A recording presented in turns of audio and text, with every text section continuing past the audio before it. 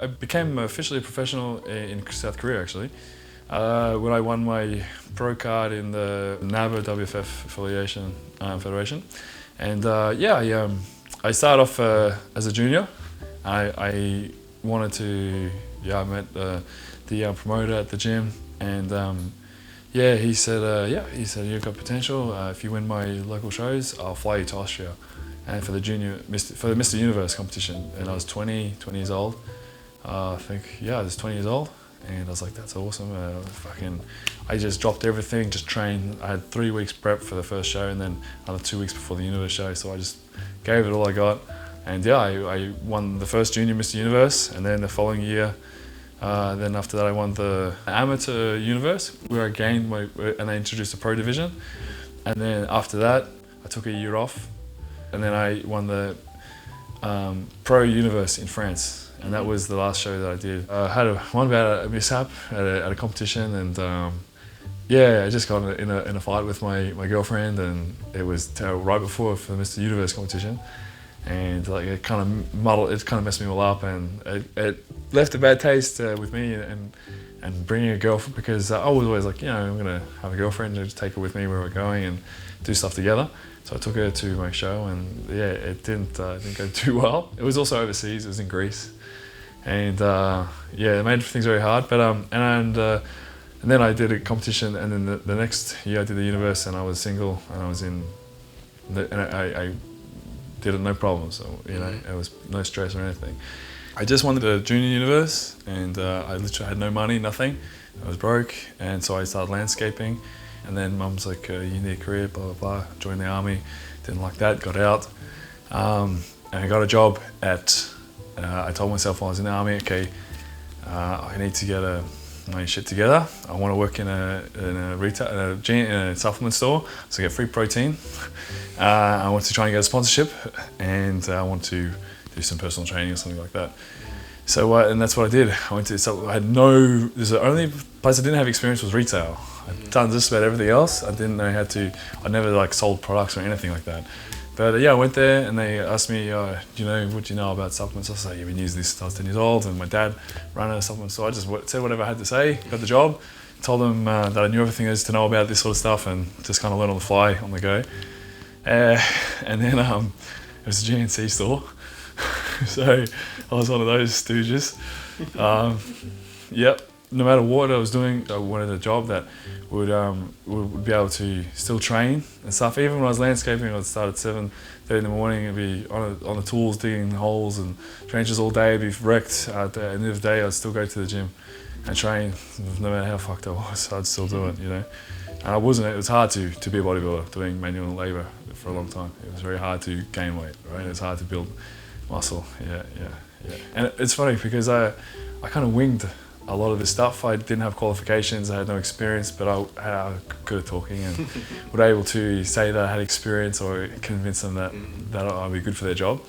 So I was a canoe instructor, mountain bike ride instructor for school kids. I worked at after school care. I worked building, painting, removalist. I worked as a lifeguard, surf instructor. Never surfed. I still got the job. And I suck at surfing. What made me want to come back to competing? I mean, I loved the Mr. Olympia competition, and the fact that Arnold had won it, and that I always wanted to. I thought that I could do that back then, especially. But today, Mr. Olympia, I thought I would never do Mr. Olympia. I tried to do that because. It's not I'm not into the hardcore bodybuilding look. I like the old school style. They're bigger. Yeah, exactly. I just want to, have to go through, that I know that you have to sacrifice a lot, and it takes a heck of a lot of effort to do that. And I kind of, it just didn't appeal the mass, and I didn't want to do hardcore bodybuilding, and I didn't. That didn't interest me. I wasn't interested in those kind of physiques. I like the look of the classic bodybuilding. It's for me, it's more inspirational. And then they introduced this new division, a classic physique or classic bodybuilding. And a lot of people were kind of waiting. This is kind of, is Cal going to do it? You should do it. And it did. It played on my mind because I think that's the perfect division for me if I was ever to do Mr. Olympia. It would be in the classic division. You know, I think I could do really well in that. So I just decided that I'd love to try that again, and got in contact with the IFBB and said that I would be interested in. It's for the first time I've never competed in this federation, so this is going to be the first time. And yeah, if I can get onto the Olympia stage, that would be a huge accomplishment. To win a Mr. Olympia title would be the biggest thing for me, and that would be the ultimate, you know. My normal day for getting ready for a competition, I feel like there aren't any kind of normal days because there's always something going on. But you know, I'll get up, you know, I have my breakfast. If I'm very close to the show, I'll probably do some kind of a cardio in the morning or something, and then make sure that I have the meals ready. I'll probably cook up some food for the day. I don't do meal prep in advance because there's not enough room in my fridge, and I'd rather just cook on the day. And then I'll get the workout in, do the training, practice some posing and stuff like that.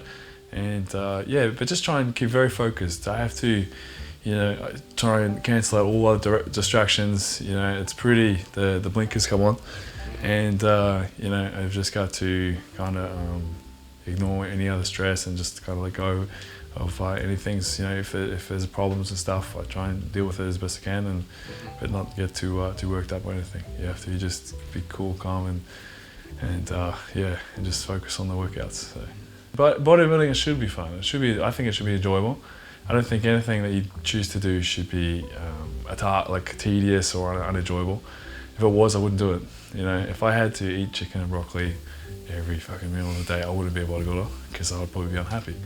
You know, so I like to kill the cliche. You know, bodybuilding is such a, you know, it's like a one-dimensional world. It's just the gym. You know, I want to kill that. I want to, you know, people that don't understand that don't know bodybuilding, they ask me the same question every single time.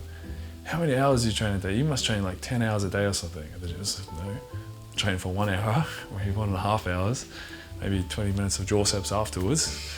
But I'm at the gym for maybe, yeah, 1.5 hours max. You know, I want to people to understand that, you know, that you can live a healthy, happy lifestyle. You can have, you know, the fitness, all that sort of thing. You can make it enjoyable. You know, it shouldn't be a task, and that and for me, I am very blessed that I'm very lucky that my parents have good, strong genetics. I believe I've got a talent and a gift, and that's and I'm utilising it as much as I can while I'm young. And if it wasn't genetics, if then everyone could look like me. Everyone could look like Frank McGrath. Everyone could look like Phil Heath. You know, it's available. But genetics, I believe, plays a huge role. You know, in that your body composition. You know, being able to, you know, burn body fat faster, build muscle mass faster. Some people, unfortunately, you know, they put on weight very easily, and so they have to work even harder. They have to do more cardio.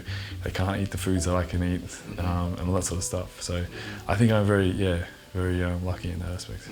And you know, I believe that everyone has a purpose. Absolutely, I believe that, you know, no one is here by chance, and everything happens for a very specific reason. I believe that God put me here today, you know, to be in this very spot, to be in this industry, to be doing what I'm doing, you know, to be setting an example, whatever.